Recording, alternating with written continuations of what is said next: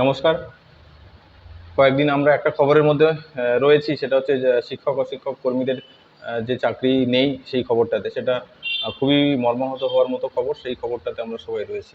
তার সাথে সাথে আরও একটা জিনিস, সেটা হচ্ছে আমাদের রাজ্যে বা আমাদের দেশে প্রত্যেক দিন কত মানুষের চাকরি যাচ্ছে প্রাইভেট কোম্পানিগুলোতে, তার কোনো হিসেব নেই, কারোর কাছে কোনো হিসেব নেই।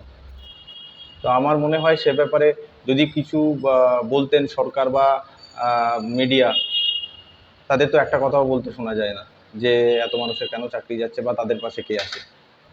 এই আমাদের যখন লকডাউন হলো করোনার সময় হাজার হাজার মানুষের চাকরি গেছে, লাখ লাখ মানুষের চাকরি গেছে, বলতে শোনা যায়নি। কারণ সরকারি কর্মচারীরা তারা বেতন পেয়ে গেছে, ফুল বেতন পেয়ে গেছে, তাদের কোনো প্রবলেম হয়নি। এবং কোনো নিউজ চ্যানেলের সেভাবে আমরা বলতে দেখিনি যে এই নিয়ে খবর করতে বা এরকম একটা কোনো কনফারেন্স হচ্ছে বা কোনো রাজ্যের সিএম এসে বলছে তাদের পাশে আছি, তাদের আমরা দেখছি, এরকম বলতে শোনা যায়নি। ভবিষ্যতেও শোনা যাবে বলে মনে হয় না। এই হচ্ছে আমাদের দেশের নেতা বা আমাদের দেশের মিডিয়া। আমি একটা ঘটনা বলতে চাই শুধু এই ব্যাপারে, যে 2016 সালে যখন জিও লঞ্চ করলো টেলিকম সেক্টরের, ওই সময় 12খানা অপারেটর ছিল, টেলিকম অপারেটর।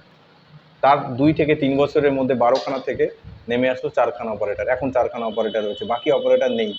কেন নেই সবাই আমরা জানি কেন নেই। এই 12খানা অপারেটরের মধ্যে যে 8খানা অপারেটর চলে গেল, সেখানে প্রচুর একটা মানুষ চাকরি করতেন। এবং সেখানে এরকম নয় যে যারা চাকরি করতেন তারা একেবারে ফেলনা, খুব হাইলি কোয়ালিফাইড লোকজন সেখানে চাকরি করতেন। তো সেখান থেকে আপনি যদি গুগল করেন দেখতে পাবেন প্রায় 80 থেকে 90 হাজার মানুষের চাকরি যায় ওই সময়টাতে।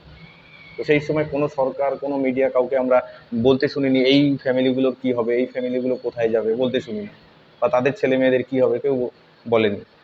আপনি যদি দেখেন 12খানা operator BSNL, RIM, smart, Indicom, Docomo, MTS, Uninor, Vodafone, Airtel, Aircel, Videocon কিছুটা এরিয়াতে, আইডিয়া। এই 12টা অপারেটর আপনি এখন দেখুন কটা অপারেটর আছে। নেই, কারণ একটা কোম্পানি এসে সব খেয়ে ফেলেছে, বাকি আর নেই। এটা নিয়ে কাউকে বলতে শোনা যায় না।